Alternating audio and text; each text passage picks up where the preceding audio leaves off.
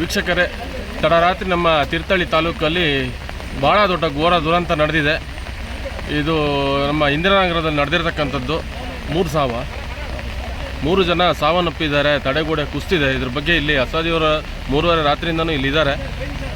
ಏನು ಹೇಳ್ತಾರೆ ಕೇಳಿ. ಈ ದಿನ ಬೆಳಿಗ್ಗೆ ಸುಮಾರು 3:30 ಗಂಟೆಗೆ ಈ ಭಾಗದ ಜನ ನನಗೆ ಫೋನ್ ಮಾಡಿದರು. ಈ ವಾರ್ಡಿನ ಕೌನ್ಸಿಲರ್ ನಾನು.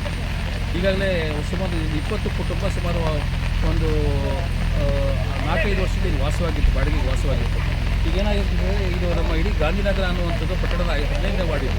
ಸುಮಾರು ಗುಡ್ಡ ಬೆಟ್ಟಗಳಿರುವಂಥ ನಮ್ಮದು ಈ ಪ್ರದೇಶ ಇಲ್ಲಿ. ಈಗೇನಾಗಿದೆ ಅಂದರೆ ಸಿಕ್ಕಾಪಟ್ಟೆ ಮಳೆ, ರಾತ್ರಿ ಗಾಳಿ ಮಳೆ ಇರೋದ್ರಿಂದ ಇಡೀ ಒಂದು ತಡೆಗೋಡೆ ಒಂದು ನಿರ್ಮಾಣ ಆಗಿತ್ತು. ಸುಮಾರು ಒಂದು 60 ಅಡಿ ಉದ್ದದ, ಹಾಗೆ ಒಂದು 25 ಅಡಿ ಉದ್ದದ ತಡೆಗೋಡೆ ನಿರ್ಮಾಣ ಆಗಿತ್ತು.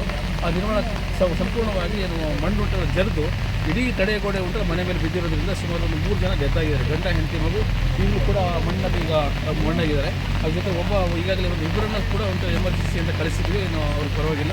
ಈಗ ಉಳಿದಿರುವಂಥದ್ದು ಒಬ್ಬ ಸಿಕ್ಕಾಕೊಂಡಿದೆ, ಕಾಲು ಸಿಕ್ಕಾಕೊಂಡಿದೆ. ಸುಮಾರು ಒಂದು 4:15 ಗಂಟೆಯಿಂದ ನಮ್ಮ ತೀರ್ಥಹಳ್ಳಿ ಅಗ್ನಿಶಾಮಕ ದಳ ಇರ್ಬೋದು, ಪೊಲೀಸ್ ಇಲಾಖೆ ಇರ್ಬೋದು, ಪಟ್ಟಣ ಪಂಚಾಯತ್ ಸಿಬ್ಬಂದಿಗಳು ಸತತವಾಗಿ ಪ್ರಯತ್ನ ಮಾಡ್ತಾ ಇದ್ದಾರೆ. ಈಗ ಸಹ ತೆಗಿಲಿಕ್ಕೆ ಆಗ್ತಾ ಇಲ್ಲ.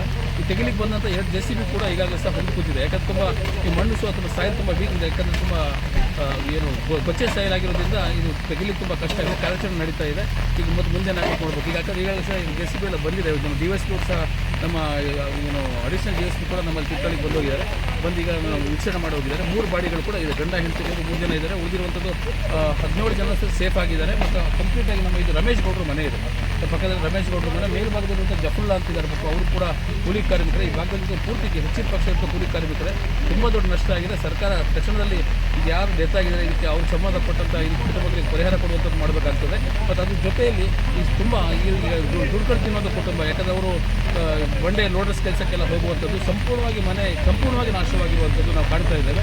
ದಯವಿಟ್ಟು ನನ್ನ ರಿಕ್ವೆಸ್ಟ್ ಏನಂತ ಹೇಳಿದ್ರೆ, ಸರ್ಕಾರ ಕೂಡಲೇ ನಮ್ಮ ರಾಜ್ಯದ ಮುಖ್ಯಮಂತ್ರಿ DK ಶಿವಕುಮಾರ್ ಅವರು ಈ ಭಾಗದ ಜನಪ್ರತಿನಿಧಿಗಳು ಸರ್ಕಾರ ಗಮನ ಸೆಳೆದು ಈ ಸತತ ಕುಟುಂಬಗಳಿಗೆ ಈಗಲ್ಲ 15 ಜನ ಹೊಸಪೇಟೆ ಕಡೆಯವರು ಕೂಲಿ ಕಾರ್ಮಿಕರು, 5 ಜನ ನಮ್ಮ ದಾವಣಗೆರೆಯವರು, ಅದು ಈ ಸಂಪೂರ್ಣವಾಗಿ ಯಾರು ಡೆತ್ ಆಗಿದೆ ಪರಿಹಾರ ಕೊಡುವಂಥ ಕೆಲಸ ಆಗಬೇಕಂತ ಸರ್ಕಾರಕ್ಕೆ ಮನವಿ ಮಾಡ್ಕೊಳ್ತಾ ಇದ್ದೀವಿ.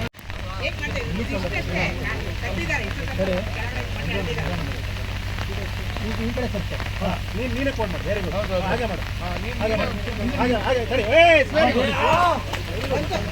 Very good. ಆಯ್ತಾ ಅಲ್ಲೇ ಹೋಗ್ಲೇಣ.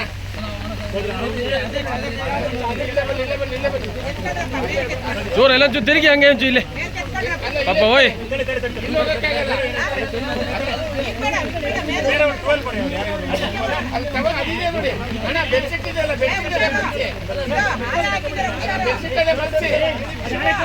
ಅಣ್ಣ, ಒಂಚೂರು ಕಾಣಲಿ ಅವ.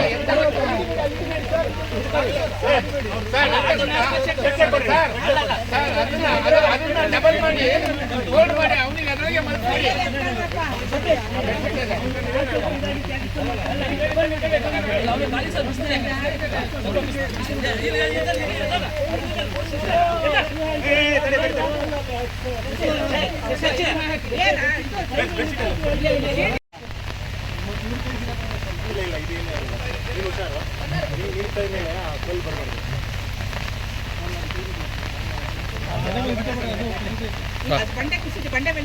ಆಯ್ತಾಯ್ತು.